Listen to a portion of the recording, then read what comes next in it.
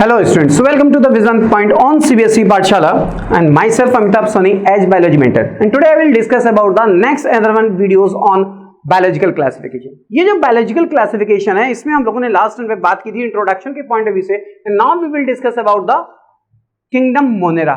ये जो kingdom Monera है जो फर्स्ट टाइम अर्थ पे इवॉल्व हुआ उसके बारे में आज हम लोग डिस्कस करते हैं। और ये जो मोनेरा है ये मोनेरा के अंदर प्रोकैरियोटिक कैरेक्टर्स होते हैं, and that Monera can be introduced in 4 kingdom system. Means 4 kingdom system में हमारा आया Plantae, Animalia, Monera as well as Protista. तो यहाँ पे जो मोनेरा है इस मोनेरा की अगर बात करें तो दीज मोनेरा जो प्रोकैरियोट्स ऑर्गेनिज्म है इनके अंदर क्या होता है कि सारे के सारे ऑर्गेनिज्म जो हैं वो basically gregarious in nature and most abundant होते हैं। Indirectly you can say the bacteria are the sole of kingdom Monera. जो बैक्टीरिया है बेसिकली जिसको हम लोग प्रोकैरियोट कंसीडर करते हैं वो बेसिकली सोल है इस किंगडम मोनेरा की। और ये मोनेरा यूबिक्विटस और अबंडेंट माइक्रो ऑर्गेनिज्म है on earth as comparatively other organism. ये bacteria which show the most extensive metabolic diversity.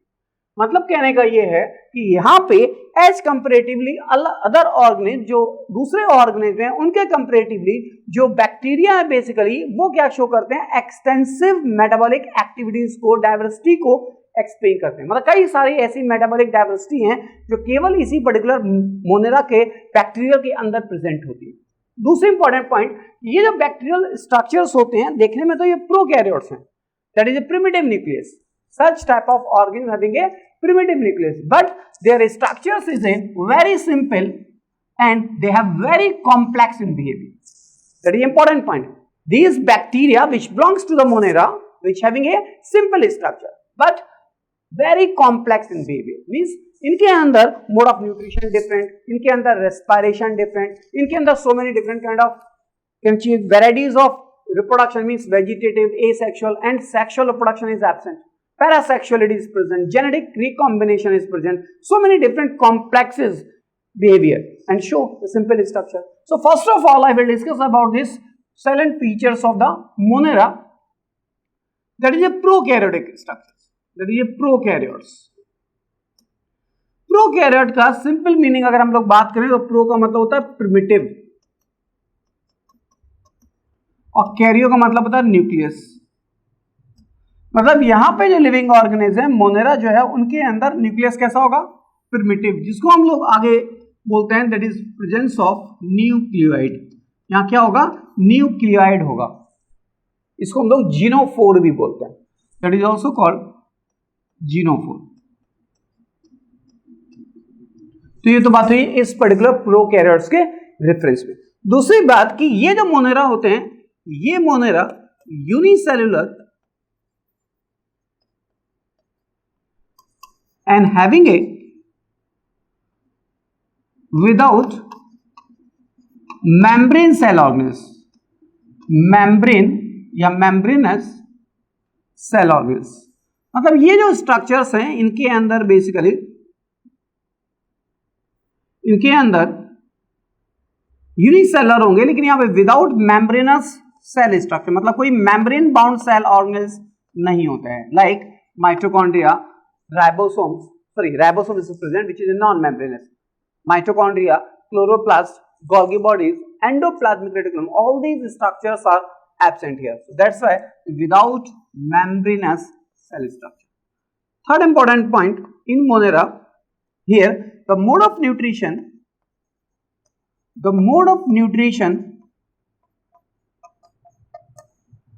is heterotrophic. Heterotrophic means these are show photoautotropic या photoautotrophs, chemotropes, symbiont, parasitic and most important that is a saprophytic. That is the saprophytic in nature. So in general you can say कि if mode of nutrition अगर यहाँ पे दिया हो in which following mode of nutrition most of the Monera have? Most of the Monera have the saprophytic mode of nutrition. Otherwise, varieties of mode of nutrition presents phototroph, chemotrophs, symbiont or parasitic in nature.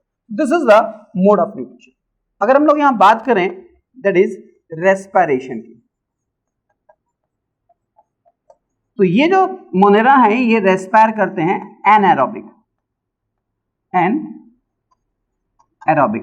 that is obligate or facultative.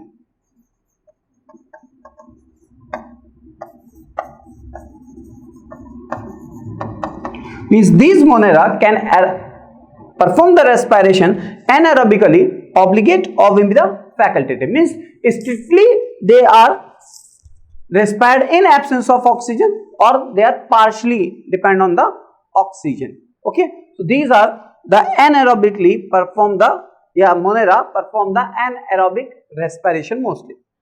Next another important point ki here the 70S ribosome is present. 70S ribosomes present. Next another one एक term था जिसको हम लोगों ने बोला nuclide. ये जो nuclide होगा इस न्यूक्लियाइड के अंदर इस single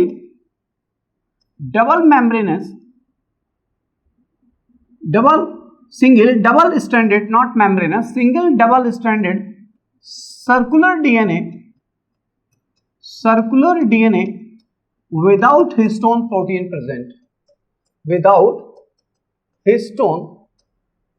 present.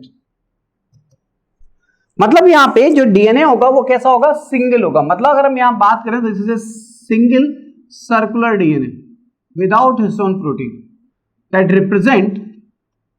that is represent single chromosomes.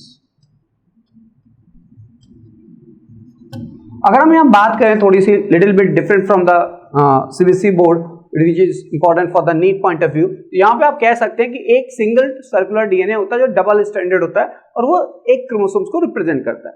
लेकिन यहां पे आप ये भी कह सकते हैं कि ये एक्सेप्शनल है. बेसिकली लिख देता हूं that is exceptional the presence of single linkage group. Presence of single linkage group ये इंपॉर्टेंट पॉइंट है. ये आपके यहां नीट में भी क्वेश्चन पूछा गया है कि in which following which having a single linkage group. तो BGA member, Monera member, all these are having a single linkage group. Next another one important point, यहां पे transcription and translation both takes place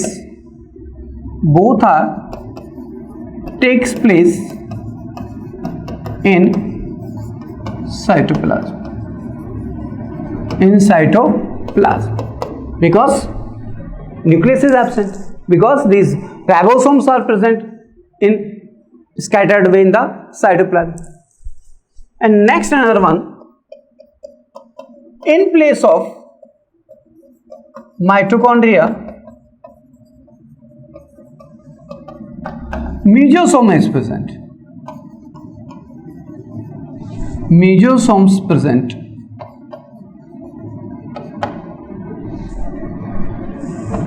and where DNA replication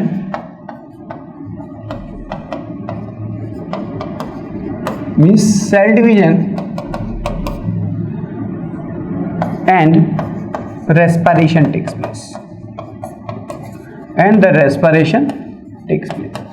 अभी बात करेंगे मेसोसोम्स की कि ये जो मेसोसोम्स होते हैं जो मोनेरा के अंदर प्रेजेंट होते हैं, प्रोकैरियोटिक सेल के अंदर प्रेजेंट होते हैं, specially in case of bacteria. तो वो जो मेसोसोम होते हैं वो basically invagination of plasma membrane की हेल्प से बनते हैं.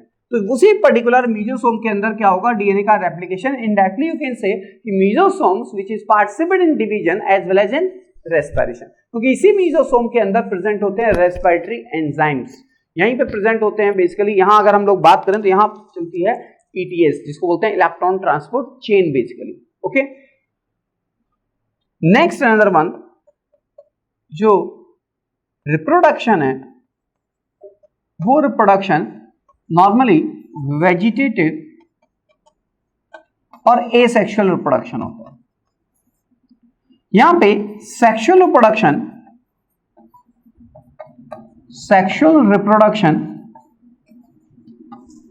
Absent, sexual reproduction is absent, only genetic recombination takes place, only genetic recombination takes place,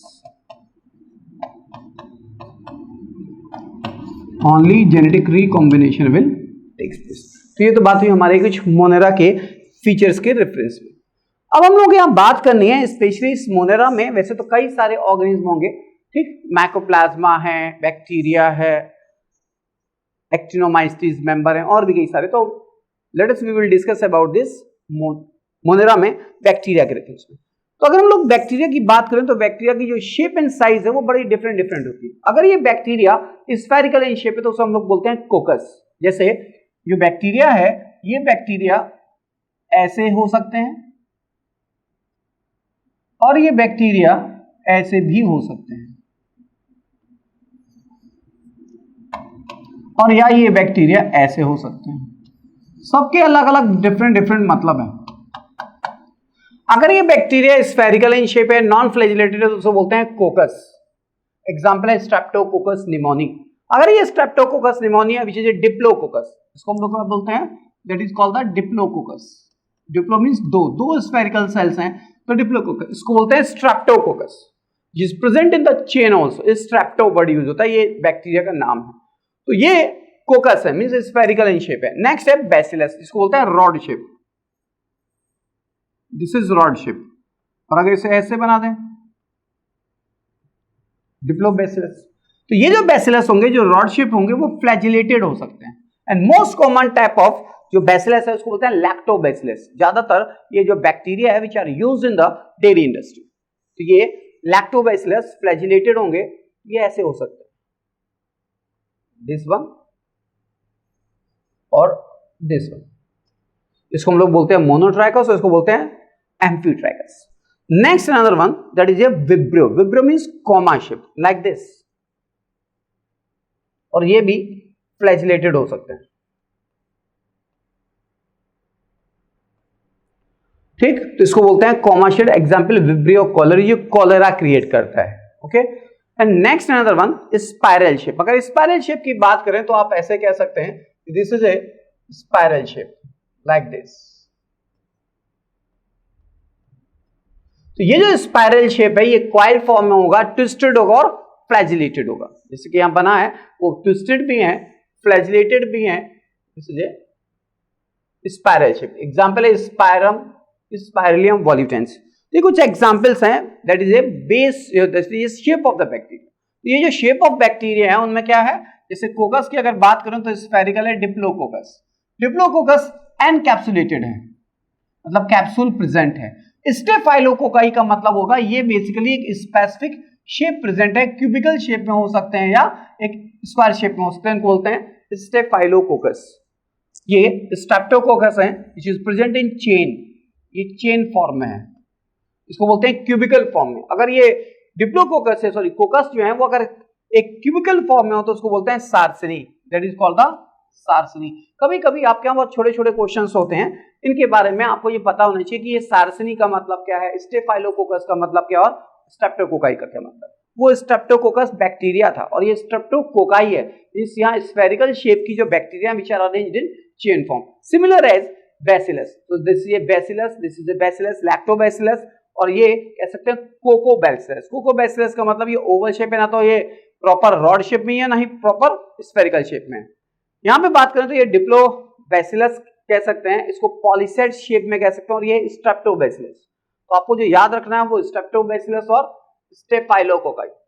यहाँ पे बात करें तो ये बेसिकली कुछ डिफरेंट शेप ऑफ बैक्टीरिया जो भी हमने डिस्कस किया उसके बारे में। These are the vibrio, and these are spiral, and this is a filamentous also, spiral और filamentous. So these are the different shape of the bacteria जो हम लोगों ने अभी डिस्कस किया। नेक्स्ट अनदर वन ये बेसिकली टाइप ऑफ फ्लैजिलेशन जो होता है, ये टाइप ऑफ फ्लैजिलेशन में कि किस पर्टिकुलर बैक्टीरिया में अगर एक तरफ केवल फ्लैजिला है तो उसको बोलते हैं मोनोट्राइकस, मोनोट्राइकस फ्लैजिला। अगर दोनों एंड पे हैं तो उसको बोलते हैं एम्फीट्राइकस फ्लैजिला, और अगर ग्रुप में है और एक ही एंड पे हैं तो उसको बोलते हैं lophotrichous, that is called as lophotrichous, that is called as a lophotrichous flagella. और अगर पूरी सरफेस पे बैक्टीरिया की पूरी सरफेस पे फ्लैजिला प्रेजेंट है तो उसको बोलते हैं peritrichous flagellation, that is called peritrichous flagella. अगर यहाँ पे लोफोट्राइकस है तो वहां पे group of flagella are present at one end. If these flagella are present in both end then such condition is called cephalotrachus, like this. This is a bacterial cell and this is presence of flagella in group. So this is called the Diplococcus, Lofotrachus, and this is the Cephalotrachus. Sorry, this is called the Cephalotrachus.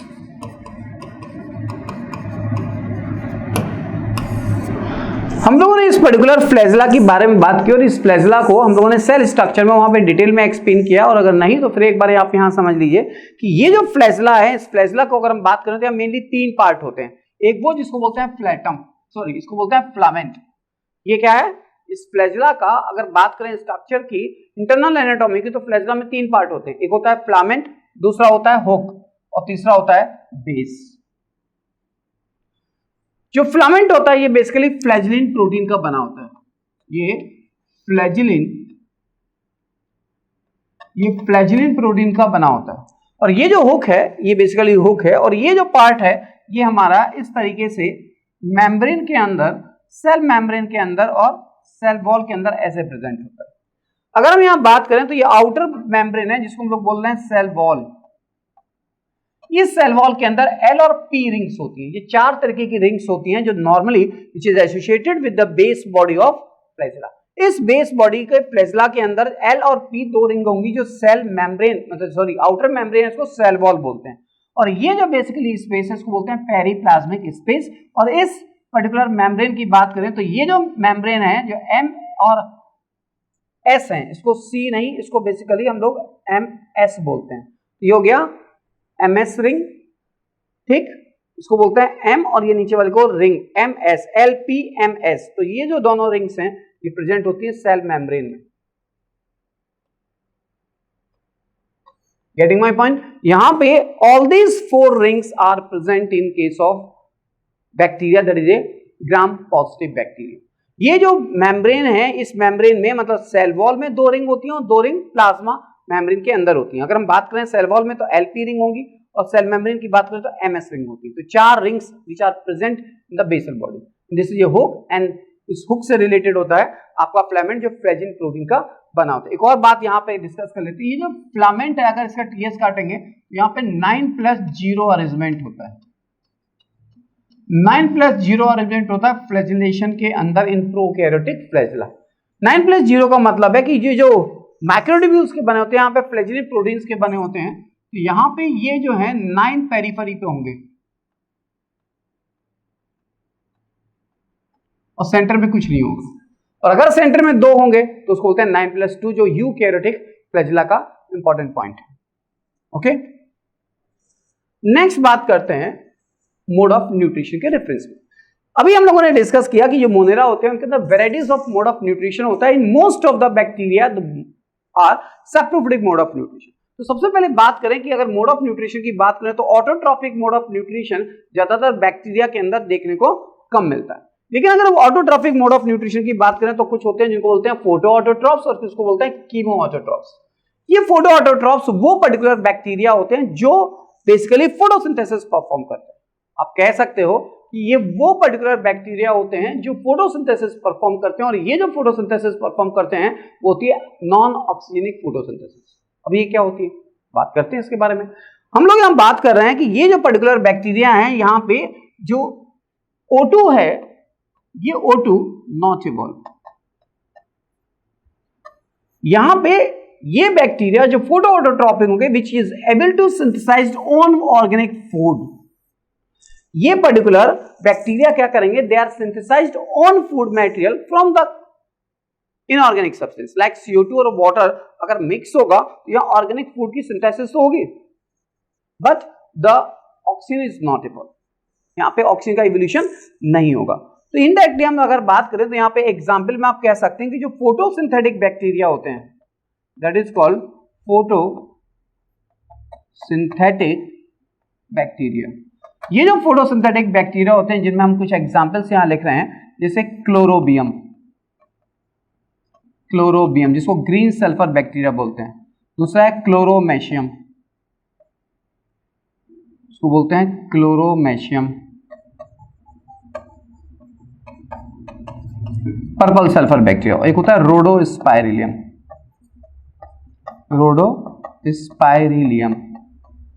ये जो रोडोस्पाइरिलियम होगा ये basically कहना चाहिए कि इसको हम लोग पर्पल सल्फर बैक्टीरिया, इसको ग्रीन सल्फर बैक्टीरिया, इसको नॉन पर्पल सल्फर बैक्टीरिया भी बोलते हैं। तो ये जो बेसिकली हमारे बैक्टीरिया हैं जो फोटोसिंथेटिक बैक्टीरिया हैं वो तीन टाइप के हैं और इन तीनों के अंदर क्या होगा, फोटो ऑटोट्रॉप्स नेचर का मोड ऑफ न्यूट्रिशन देखने को मिलता है। एक और अगर यहां हम लोग बात करें कि स्पेसिफिक केस है जिसको हम लोग बोलते हैं बीजीए, ये बीजीए एक एक्सेप्शनल है, दैट ये फर्स्ट फोटोसिंथेटिक प्लांट है, ये prokaryote and which belongs to the Monera, but ये इसको हम लोग कंसीडर करते हैं दैट ये फर्स्ट फोटोसिंथेटिक प्लांट। तो first photosynthetic plant on earth, या प्लांट ऑन बेसिकली अर्थ पे तो नहीं आया क्योंकि it is grow in the water. तो ये बीजीए मेंबर है, इसको हम लोग बोलते हैं ब्लू ग्रीन एल्गी, और इसी को बोलते हैं साइनोफाइसी। इसको हम लोग आगे डिटेल में बात करेंगे। इस पर्टिकुलर बीजीएम मेंबर के अंदर जो फोटोसिंथेसिस होगी, जो मोड ऑफ न्यूट्रिशन होगा वो होता है ऑक्सीजेनिक फोटोसिंथेसिस। तो यहां पे बात क्लियर कट समझिएगा कि जो बीजीएम मेंबर होते हैं जो ऑक्सीजेनिक फोटोसिंथेसिस परफॉर्म करते हैं वो ऑक्सीजन इवॉल्व करते हैं। वो जब फोटोसिंथेसिस परफॉर्म करेंगे तो वहां पे ऑर्गेनिक फूड मटेरियल की सिंथेसिस होगी by the evolution of oxygen, that is true photosynthesis oxygenic means oxygen is evolve. यहां पे अगर बात करें तो ये फोटोसिंथेटिक बैक्टीरिया हैं जिनके अंदर ऑक्सीजन इवॉल्व नहीं होगी। दूसरा यहां पे they are also the capability to synthesize own food material by utilizing light energy और इनऑर्गेनिक सब्सटेंस। नेक्स्ट बात करें कीमोऑटोट्रॉप्स की, तो those bacteria which is unable to synthesize their own food material, ये पर्टिकुलर वो बैक्टीरिया होते हैं जो अपने फूड मटेरियल की सिंथेसाइज नहीं कर सकते, hence they depends on external sources or the dead organic material. Sorry, these are not the कहना चाहिए कि this is not the definition of chemoautotrophs, means those bacteria which can utilize, इसको अगर बात करें chemoautotrophs की, those bacteria which are utilize the chemical energy to synthesize the food material. वो particular bacteria जो केमिकल एनर्जी को utilise करके basically food synthesis करते हैं उनको बोलते हैं कीमोऑटोट्रॉफ्स। यहां पे कीमोऑटोट्रॉफ्स के कई सारे एग्जांपल्स हो सकते हैं, जैसे कीमोऑटोट्रॉफ्स में नाइट्रीफाइंग बैक्टीरिया, जैसे एग्जांपल है नाइट्रोबैक्टर और नाइट्रोसोमोनास। ये बेसिकली वो particular group of aerobic bacteria है, नाइट्रीफाइंग बैक्टीरिया, जो क्या करते हैं इनऑर्गेनिक सब्सटेंस को यूटिलाइज करके एज ए एनर्जी सोर्सेज और वो अपने फूड मटेरियल की सिंथेसाइज करते हैं। तो ये वो पर्टिकुलर बैक्टीरिया है जो they are capable to synthesize the food material by utilizing chemical energy, जबकि फोटोऑटोट्रॉफ्स जो होते हैं वो केमिकल एनर्जी की जगह पे रेडिएंट एनर्जी सन से जो मिलती है उसको यूटिलाइज करते हैं। तो यहाँ पे nitrifying bacteria, that is a group of aerobic bacteria which utilize the inorganic chemical as energy sources, and these bacteria get their energy by the oxidation of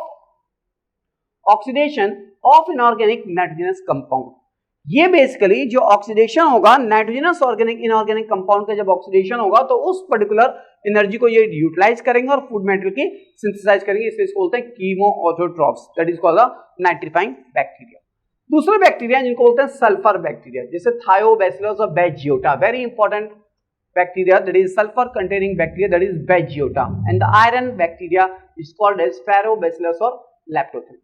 तो ये तो बात हुई इस कीमोऑटोट्रॉप्स की, कि these bacteria obtain their energy from the synthesis of the food by oxidation certain organic substance like this ammonia, nitrate, nitrite और ferrous। तो हमने यहाँ पे वही बोला कि जब ये बेसिकली केमिकल एनर्जी को यूटिलाइज करेंगे, और केमिकल एनर्जी मिलेगी कहाँ से, इस पर्टिकुलर इनऑर्गेनिक जो नाइट्रोजनस कंपाउंड होंगे उनके ऑक्सीडेशन से जो एनर्जी रिलीज होगी वो एनर्जी यहाँ पे यूटिलाइज करेंगे for the synthesis of food, इसलिए इनको बोलते हैं कीमोऑटोट्रॉप्स। बात हो रही थी यहाँ पे मोड ऑफ न्यूट्रिशन की, तो ये तो बात हुई ऑटोट्रॉफिक की। हेटरोट्रॉफिक की अगर बात करें तो कुछ बैक्टीरिया ऐसे होते हैं जो पैरासिटिक नेचर के होते हैं, they are depend on the host for nutrition. अब कह सकते हैं they depend on host for nutrition, they depend on host for nutrition, that is called saprophyte. These are unable to synthesize the organic food material and depend on the external sources of the dead organic matter, means those bacteria which takes the nutrition from the dead organic matter, which is called as saprophyte. And the symbiotic bacteria, symbiotic bacteria का मतलब है those bacteria which is help to other plant and takes the nutrition from that, for example Rhizobium. तो Rhizobium that is symbiotic bacteria, ये क्या करता है, ये leguminous plant के अंदर नाइट्रोजन फिक्सेशन में हेल्प करता है। तो प्लांट को क्या कर रहा है, नाइट्रोजन फिक्सेशन में हेल्प कर रहा है, और अपना क्या कर रहा है, इसको क्या फायदा, उस पर्टिकुलर प्लांट से इसको न्यूट्रिशन मिल रहा है, तो that is called the symbiotic in nature. तो ये तो बात हुई इस मोड ऑफ न्यूट्रिशन के रेफरेंस में। अगर पूछा जाए कि in most of the bacteria which type of nutrition is present, तो आप लिखेंगे saprophytic mode of nutrition are common. ये बात क्लियर है। तो हम लोगों ने बात की यहाँ मोनेरा के रेफरेंस में और कुछ important point of the bacteria के रेफरेंस में। नेक्स्ट हम लोगों को बात करनी है इस पर्टिकुलर नेक्स्ट वीडियोस में हम लोग इसकी बात करेंगे रिप्रोडक्शन के पॉइंट ऑफ व्यू से, रिप्रोडक्शन के पॉइंट ऑफ व्यू से, क्योंकि हम लोगों ने स्ट्रक्चर के जो बैक्टीरिया का स्ट्रक्चर है वो हम लोगों ने डिस्कस कर लिया सेल के अंदर, तो यहाँ पे हम उसको डिस्कस नहीं करेंगे। हम लोग यहाँ बात कर रहे हैं बैक्टीरिया के स्पेसिफिक कैरेक्टरिस्टिक्स रेफरेंस में। तो नेक्स्ट कमिंग वीडियोस में we will discuss about the reproduction and rest of the part.